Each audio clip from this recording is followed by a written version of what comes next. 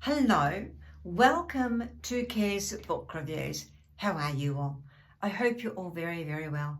Beautiful day here in Perth. Everyone's out walking their dogs or their children or whatever. Beautiful sunny day, but that wind certainly has a southerly aspect to it.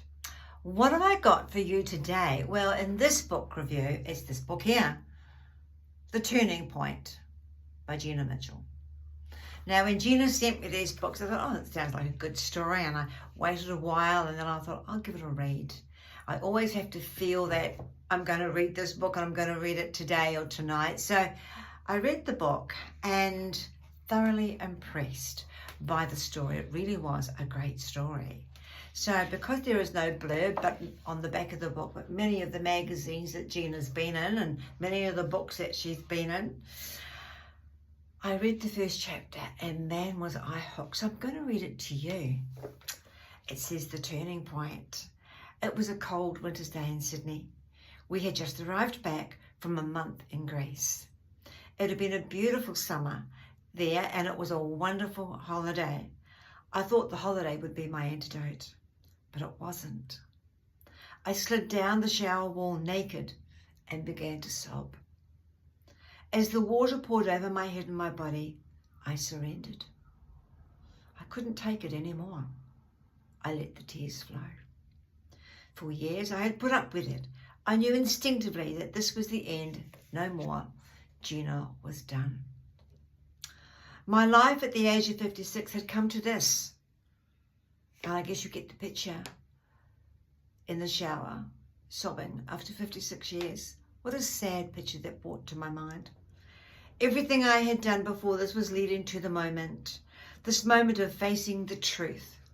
And after a few moments, I wearily picked myself up, dried myself off, and walked into the bedroom.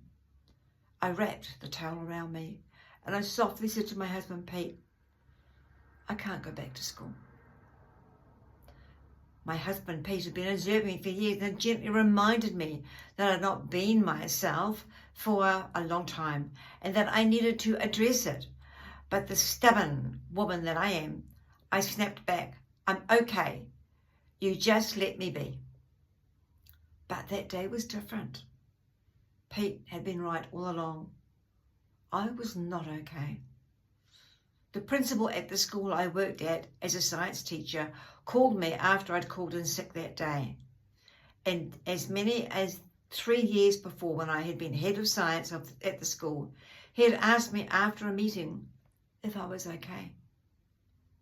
I broke into tears and said no, but I will be. And how many of us have said that, especially in our middle years, in our 50s and 60s, we are expected to know everything as women and just to be okay. But sometimes the backlog of emotions and memories, they just build up and build up. And so Gina is now at that point where she has to face her truths. So folks, great book. Thoroughly enjoyed it. I'll put the details up above as I normally do. You can buy it from Amazon. And I will talk to you very soon with another wonderful book and a fabulous author. Bye from me.